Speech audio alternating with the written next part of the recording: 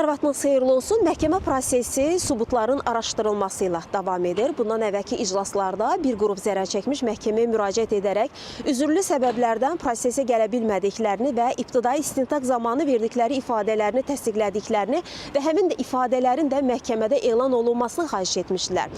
Məhkəmə tərəfləri dinlənmiş və buna etiraz edən olmamışdı və bundan sonra həmin ifadələrin dinlənilməsinə başlanılmışdı. Ümumiyyətlə qeyd edək ki, bu proses üzrə yarım milyondan çox zərər çəkmiş və zərər çəkmişin hüquqi varisi keçir. Həmin zərər çəkmişlərin bir hissəsi bundan əvvəlki iclaslarda məhkəmə prosesində ifadə veriblər. Bir hissəsi isə müraciət edərək ibtidai istintaq zamanı ifadələrini təsdiqləyiblər.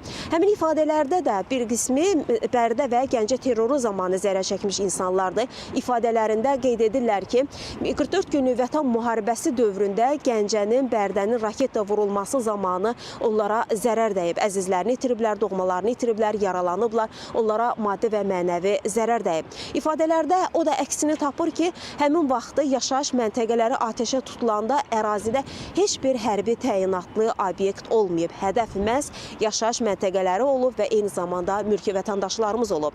İfadələri elan olunan zərər çəkmişlərin bir hissəsi isə Xocalı faciəsi zamanı zərər çəkən insanlardır. Onlar bildirirlər ki, ümumiyyətlə 1988-ci ildən başlayaraq Xocalılara qarşı təqib və təzyiqlər başlamışdı və 91-ci ilin sonu, 92-ci ilin əvvəlində isə Xocalı dörd bir tərəfdən mühasirədə idi. 1992-ci il fevralın 25-nə 26-sına keçən gecə isə Xocalıda misli görünməmiş faciə yaşanmışdı. Məhkəmə prosesində həmçinin 44 günlük Vətən müharibəsi dövründə digər yaşayış məntəqələrinin hədəfə götürülməsi, iri çaplı silahlarla vurulması nəticəsində vətəndaşlarımıza dəymiş zərər və ziyanla bağlı ifadələrdə fikirlər əksini tapır. Qeyd edək ki, təqsirləndirilən şəxslər də məhkəmə prosesində hər dəfə müxtəlif vəsadətlərlə çıxış edirlər. Onların vəsadətlərin eyni zamanda həm özləri, həm də müdafiəçiləri müxtəlif vəsadətlər verirlər məhkəməyə və onların da təbii ki, qanun çərçivəsində olan vəsadətləri təmin olunur.